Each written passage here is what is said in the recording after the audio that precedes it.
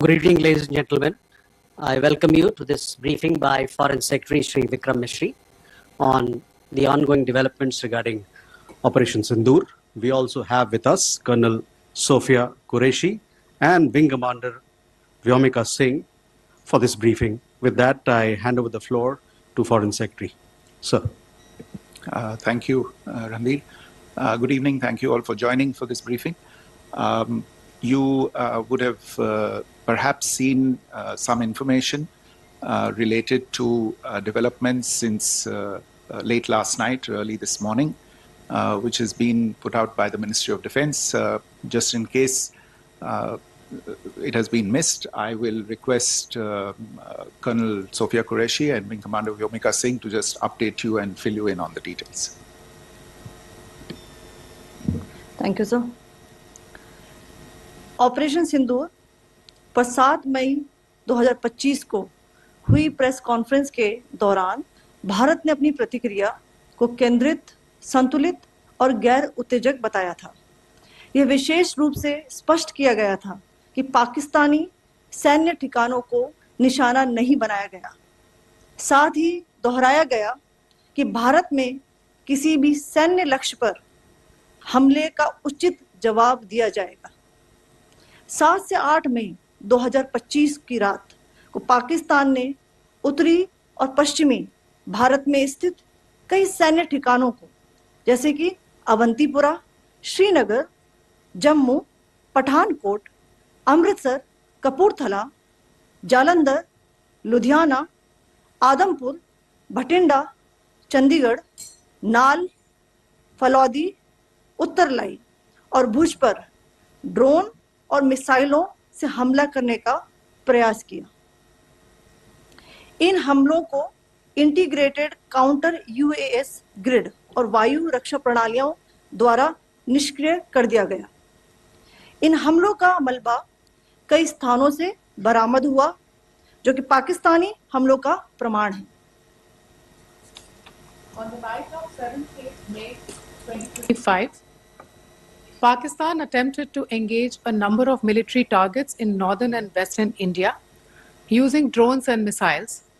These places included Avantipura, Srinagar, Jammu, Pathankot, Amritsar, Kapurthala, Nal, Jalandhar, Ludhiana, Adampur, Bhatinda, Chandigarh, Falodi, Uttarlai and Bhuj.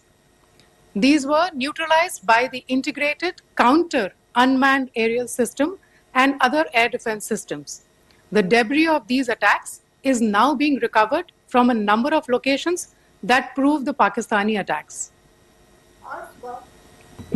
आज सुबह भारतीय सशस्त्र बलों ने पाकिस्तान के कई स्थानों पर वायु रक्षा रडार और प्रणालियों को निशाना बनाया। भारत की प्रतिक्रिया समान क्षेत्र में समान तीव्रता के साथ की गई।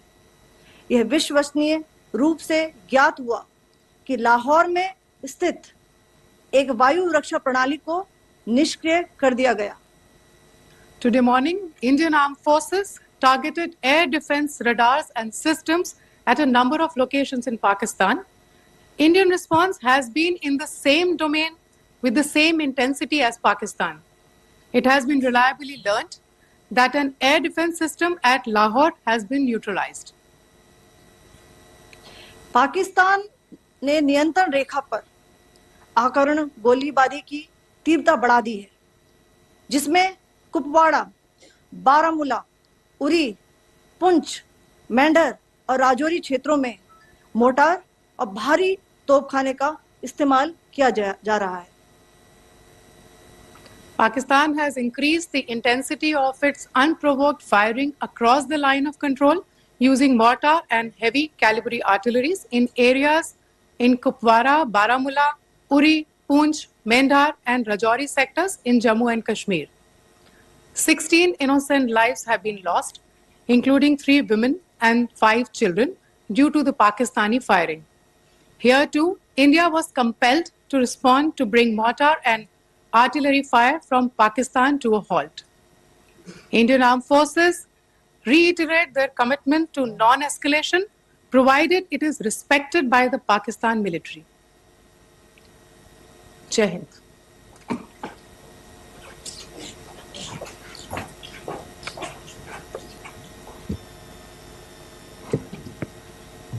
Thank you.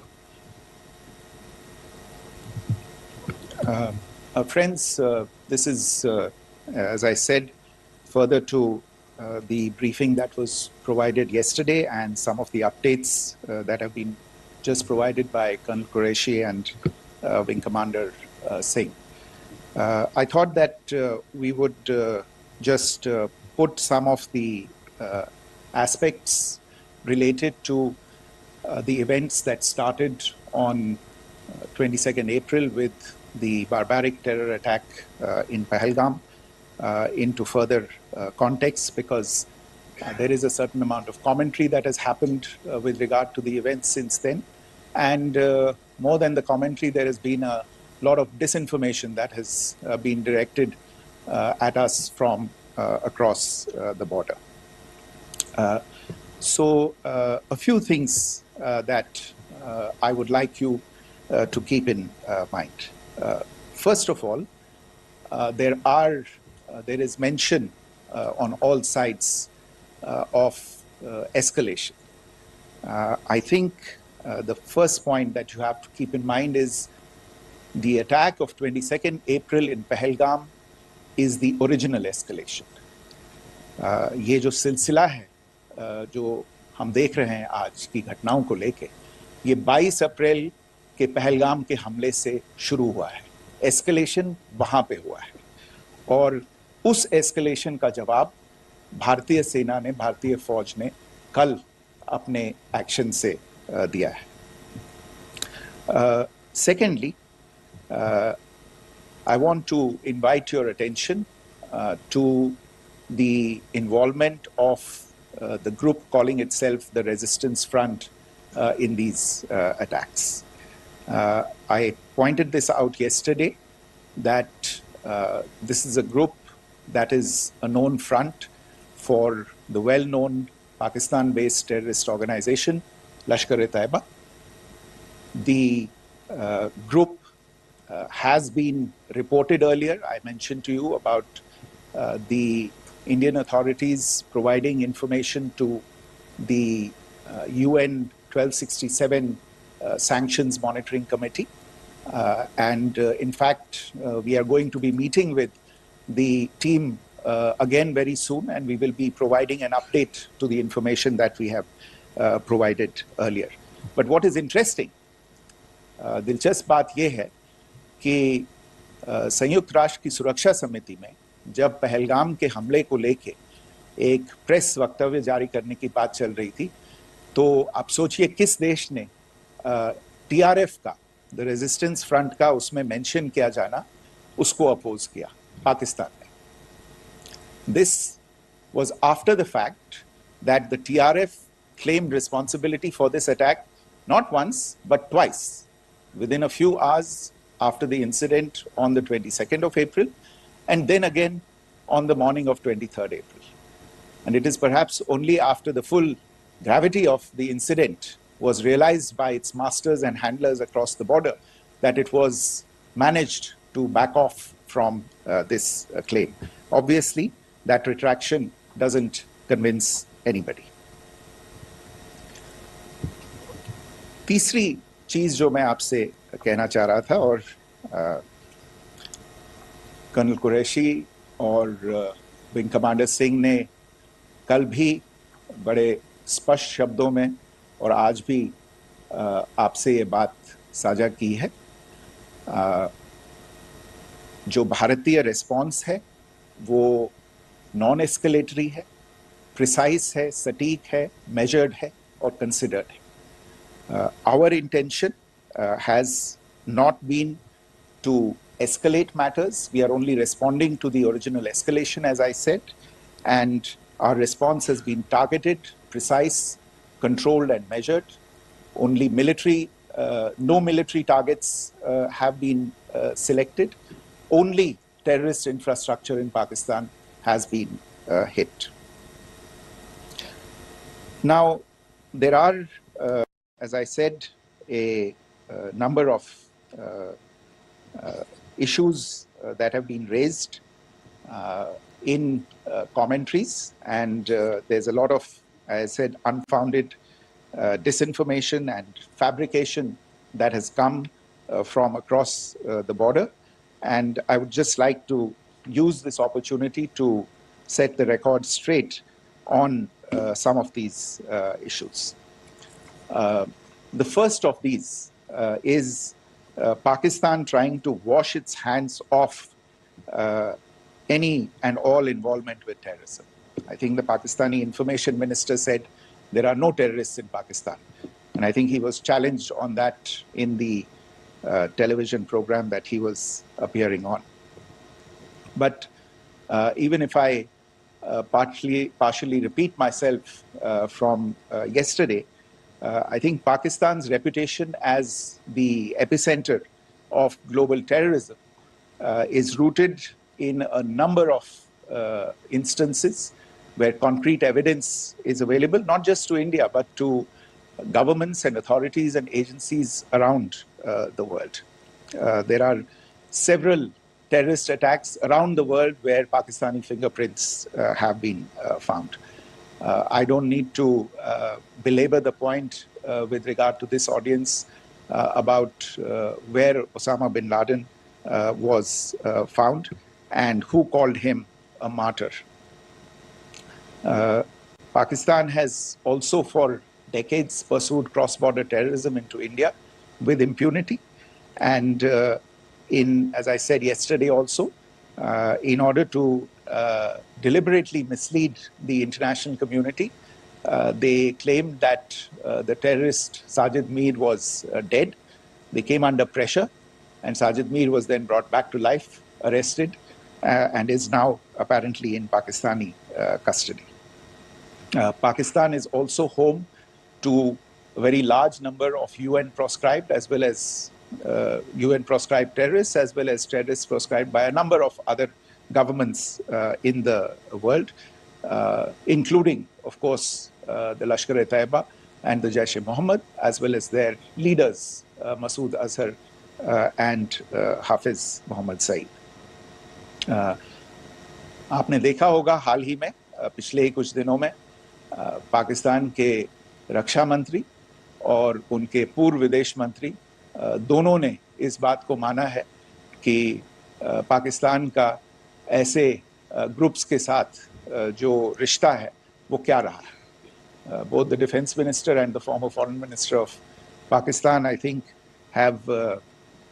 they've done a more eloquent job of this than I could ever do in terms of describing their country's implication in international terrorism and their involvement in housing these kinds of groups. दूसरा जो विषय है वो है पाकिस्तान का जो एक दावा है कि एक इंटरनेशनल impartial investigation होना चाहिए, एक joint investigative committee होनी चाहिए. These calls for jointly investigating this heinous and barbaric attack in Pahalgam. Again, I think you know the history well on this. You know the track record well, and it is not a bright track record insofar as Pakistan is concerned. In fact, in the pursuit of justice for the victims of multiple terrorist attacks, whether it be Mumbai in 2008, in Pathankot in 2016, or many others. But in particular for these two attacks, India had offered to cooperate. India provided forensic evidence and urged Pakistan to bring the perpetrators of these attacks to justice. We, in particular with regard to the Mumbai attacks of 2008, where a Pakistani Lashkar-e-Taiba terrorist was captured alive, India provided extensive information and evidence related to the involvement of Pakistani terrorists in this attack. Cases were registered, but you are all aware that these cases have not progressed, despite the formation of judicial teams, etc. And Pakistan has consistently stonewalled all efforts to move the investigation along. In fact, with regard to the Pathankot attack as well, a joint investigative team was formed. We gave access, unprecedented access, I should say, to Pakistani team to the site of the attack. Details of call records data and DNA, etc., were shared with Pakistan. We had shared with them details related that we had been able to access to the addresses of terrorists. We presented evidence against the office bearers of Jaish-e-Mohammed who had conspired in the attack, and the handlers of the terrorists who facilitated them and guided them in. But there has been no movement on this. So in all of this, I think the experience has not been positive, and it certainly doesn't give us the confidence now to take at face value Pakistani assertions of wishing to participate in a joint investigation. These are just delaying tactics. These are just stonewalling tactics. And in fact, there is reason to believe that Pakistan uses the evidence that we provide only to cover its tracks and, in fact, defend the terrorists who we are looking for and obstruct the path of investigation. A third point that I wanted to address was the claim that only civilians were killed in the strikes on the 7th of May. We have made the point very clearly that all attacks on the morning of 7th May were against carefully selected terrorist infrastructure, terrorist targets. It is not clear to us, in fact, seeing some of the coverage of the after effects of these strikes, including the funerals for the terrorists that are held yesterday. I think a lot of you have seen the reports and the coverage on media. If only civilians, if any civilians were killed in these attacks, I wonder what message this picture actually sends to all of you. This is a question that is worth asking. It's also odd that the funerals of civilians are carried out with the coffins being draped in Pakistani flags and state honors being accorded. As far as we are concerned, the individuals eliminated at these facilities were terrorists. Giving terrorist state funerals may be a practice in Pakistan. Doesn't seem to make much sense to us. Pakistan has also claimed that India deliberately attacked religious sites. This is completely false again. I have made it clear that the targets were terrorist infrastructure, terrorist facilities, and locations connected clearly with incidents of cross-border terrorism into India. And it is in fact Pakistan that is misusing religious sites as a cover to in fact radicalize, direct and indoctrinate and train terrorists. In fact, contrary to what Pakistan is claiming, yesterday Pakistan launched a targeted attack on the Sikh community in the state of Jammu and Kashmir, hitting Gurdwara in Poonch and the homes of Sikh community members, which came under attack. And we know that at least 3 individuals were killed in that particular attack. Pakistan is also making attempts to, in fact, just to add to this point, the retaliatory action that Pakistan has taken in fact is impacting civilians. I showed you the picture of the Gurdwara and the Sikh community members who were killed in this. There are other civilians also who've been killed and injured in these attacks. In fact, since yesterday morning, a total of 16 civilians have been killed and 59 others have been injured in the attacks by Pakistan. Not only this, Pakistan is also making attempts as part of its disinformation campaign to paint our action with regard to cross-border terrorism through the communal angle. If that is the issue, then I think I can do no better than to cite or point you in the direction of the Pakistan Army Chief's speech of 16 April 2025. I think that is the last word in communal rhetoric. And in the Pahalgam attack itself, you are aware of the kind of religious profiling that was done there. And perhaps there is a linkage between these two events. I can only say that these nefarious designs will not be allowed to succeed in India. And it is to be noted that people from all faiths, all religions, all regions in India have unequivocally, not just in India but around the world, have condemned these attacks. The Pakistani claims of now responding to India's strikes of the 7th of May. As I said right at the outset, it is India which is responding. The original escalation was by Pakistan on the 22nd of April. We are the ones who are responding to that escalation with the action that was taken yesterday morning. And again, I would like to emphasize that the action was restrained.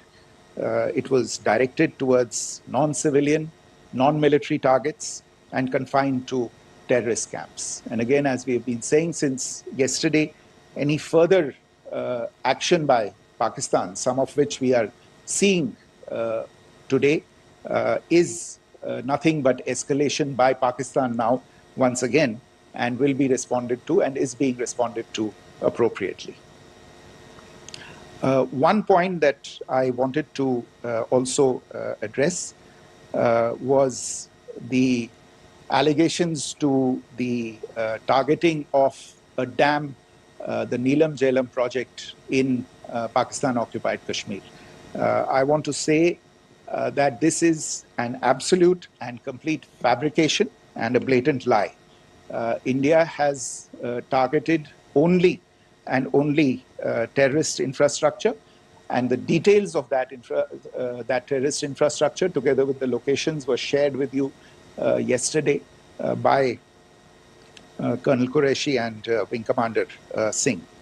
I should note that if this kind of a claim is a pretext for targeting Indian infrastructure of a similar nature, Pakistan will be entirely responsible for the consequences that will undoubtedly follow. Finally, I want to address some issues that have been raised related to the Indus Waters Treaty and the disinformation that has been raised in regard to that as well. The fact is that there have been fundamental changes in the circumstances in which the Indus Waters Treaty was concluded, and they call for a reassessment of the obligations under the treaty.